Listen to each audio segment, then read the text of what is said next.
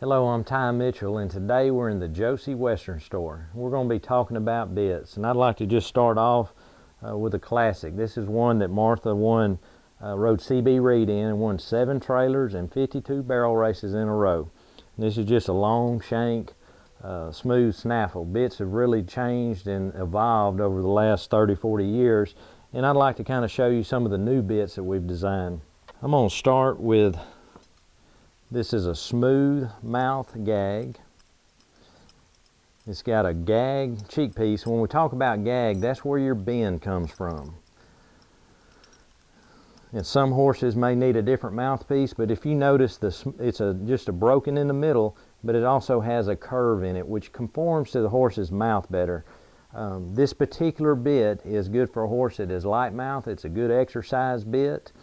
But you can really get them to breaking over in the pole, bending in the rib cage. If you need a little more woe in the same bit, it's a long shank. And you notice the shank length is different. When the shank length is longer, you're going to have a little more control. This also can be rode, it comes with a curb chain, but it also can be rode with just a nylon cord. And that really, if you ride it with just a string cord, you're going to get a little more bend, a little less woe. But if you're using it for practice, that's fine. Most of the time, after I've made a run, I want to come back and get my horse softened up. I want to get them bending in that rib cage, and I want them to shape up on their approach. I want to be able to get a little bend, be able to get their nose, and that's what these bits are designed to do.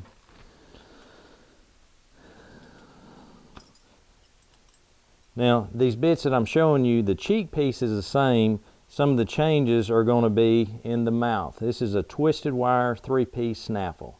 And this has a little more bite. It's a medium twist, so it's not real severe. But it does have some texture to it. And anytime you're looking at a new bit, you want to look at the mouthpiece.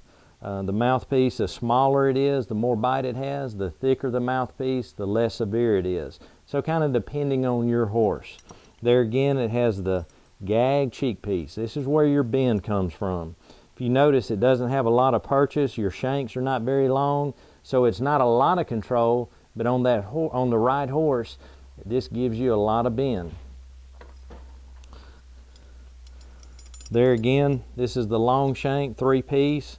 This has a little more purchase, a little more shank. So if you have a horse that's really going into a barrel, dropping his shoulder, this is a great way to correct him. And then a couple of my favorite mouthpieces is the chain gag.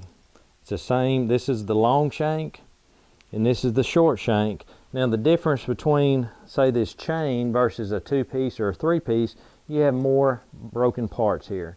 So, when people see a chain mouthpiece, they think, ooh, that's severe, thinking about putting a chain in their horse's mouth.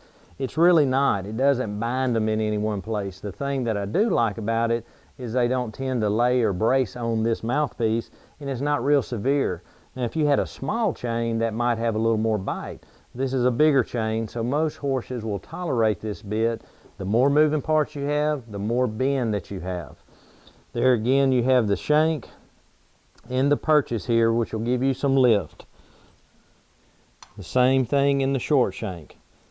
This is a great exercise bit, and it also works. I prefer riding it with a string. If you need a little more woe, the curb chain comes with a bit.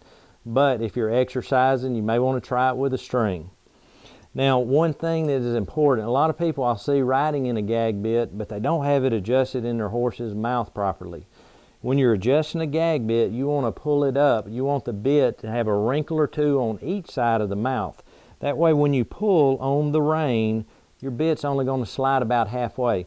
If your bit bottoms out right here, you don't have a whole lot, and your gag doesn't work. Your bend, you don't get the bend that you need. So adjusting these bits, I always will undo the curb chain first, pick the bit up in their mouth, and then come back and put the curb chain on or a string. And when I'm doing that, I should be able to get a couple of fingers between the horse's chin and the chain.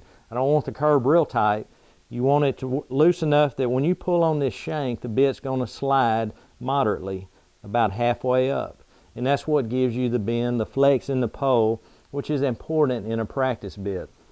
One thing else I'd like to say, anytime that I'm riding with a hackamore or a short shank combination or any bit that has a rope over the nose, I would like to ride in a gag bit like this during the week. And the reason is, a lot of times on our competition bits, they're great for running in, but you don't get the bend and the finesse that you need in your slow work. So this is why, one reason that we designed these bits was to have control in your slow work, but be able to get the bend and the suppleness that you need to make that winning run. I'd also like to show you our new Fuzz Bit. This was designed by Fred and Nancy Hunter Design. This is also on a Gag Cheek piece, and it has the curb extension here, which helps keep the bit from kicking out. This bit gives you plenty of control. If you have a horse that maybe needs that bend or a little shape going into a turn, this is a good bit to run in. And it gives you the control that you need to back them off when you need to, and being able to shape them up going into a turn. Some of our classics that have been around for the last 30 plus years that are still good, this is our O-ring combination. This particular one has a mullen mouthpiece. It also comes in a 3-piece or a chain mouth. The mullen will offer a little more collection in the turn. If you have a young horse, this O-ring is designed for a light mouth horse or a younger horse because you don't have any shank. It's not a lot of woe there, but it's a great introductory bit if you're training a horse and you're coming off an O-ring snaffle and you're ready to add a little speed on the pattern. This is a great little bit. You've got pressure on the nose, the mouth, and the curb, which is good in a run. And then our most popular bit of all time is the $1 million bit, or the short shank combination. This comes in a 3-piece snaffle. It's on a Gag Cheek piece. If you notice the purchase here, you've got some lift going into a turn. And the thing that makes the short shank combination so unique and designed for competition is it has a quick release action. When you leave a barrel and you give that horse his head back, this bit goes back to a neutral position. And that kind of distinguishes between practice bits and competition bits. This has a quick release, which it helps your timing when you're making a run. This bit is also pretty forgiving. If you're not just perfect with your hands, this bit will help pick up the slack. And it has a lot to do with that noseband.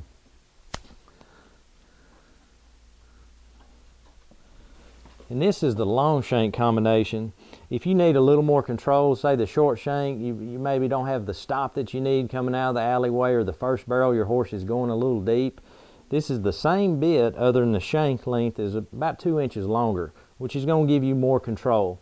Now, what makes this bit unique, a lot of bits that if you're looking for that rate or that control, you lose your bend. You may be able to have the ability to stop your horse, but you don't have the ability to get his nose or pick a shoulder up. One thing that I like about this is you can stop a horse in it, but you don't lose the turn. The turn stays good. One thing that's important on these gag bits, on all these bits that I've just showed you, is they do come with bit guards. And your bit guard, being that the bit slides on the cheek piece, is going to offer that horse protection where they don't pinch the corners of their mouth. Now, I see a lot of people ride without bit guards on a gag bit, and you may be fine one ride. The next ride, all it does is it'll take a piece of their hide off the corner of their mouth, and they get to where they're slinging their head and they're not comfortable in that bit. So these bit guards are there for a reason. If you don't have bit guards, I would suggest getting some, especially on your gag bits. Also, check out some of our new tack that we got. We're real proud of. We got matching breast collars to go with some of the saddles. We got a new line of saddles. It also comes with head stalls. But check it out. Get on the website and check it out.